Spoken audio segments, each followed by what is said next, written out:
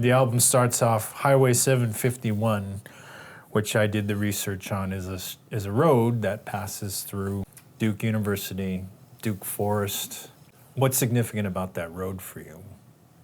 It's just kind of I grew up in Chatham County, Pittsburgh as well, and Highway 751 is a long, long highway and road that connects Durham to Pittsburgh as well. Yeah, it's just meaningful to me because that's where I grew up. North Cac, I'd say is pretty much the hit song off of that album. Did it happen by accident that the track Highway 751 was also where you shot the North Cac video? Yes and no, man. I think yes.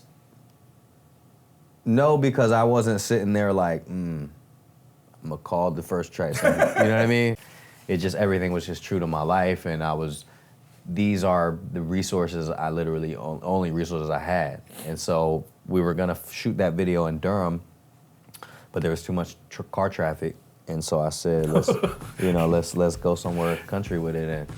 And we ended up, around the corner from my old, from my homie's crib where we used to grow up playing and shit. So it was, it's just all kind of, if you watch the video, there's a guy that crosses the screen on a dirt bike. That's my homie Junior, whose crib we're shooting at. His son. Oh, that was actually someone's house. Yes. Yeah. And yeah, man, we grew up, riding dirt bike, playing basketball in the dirt, and just, just being around the way. And and him and his parents still live there. And where it's small little village type dirt road where the aunt lives right there and the granny lives over there and the neighbors know each other. It's just one of those kind of areas, but yeah. I don't know if you realize the brilliance of all of that too. From just talking about when you wrote Shots of Durham while you were on the road full time, that the album starts with a highway.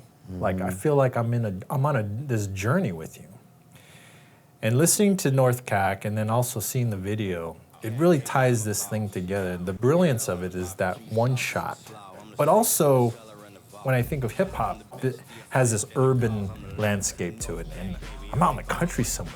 But then you're talking about cornbread, you're talking about barbecue sauce and the slaw. And then it's like, it hits me. Oh, I get this now. It's funny because I'm not like a barbecue connoisseur, man.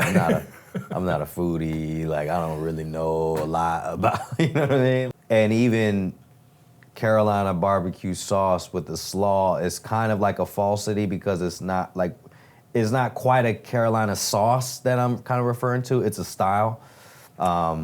It's a style of barbecue that's vinegar based, and it's a sandwich, and you put slaw on a sandwich and you eat it. Like, you usually put some hot sauce on it. It's very simple. That's interesting. Simple way to eat barbecue. And yeah, I wrote it just because I missed. You can't find that out here, like, for $5 plate with hush, but it's just right.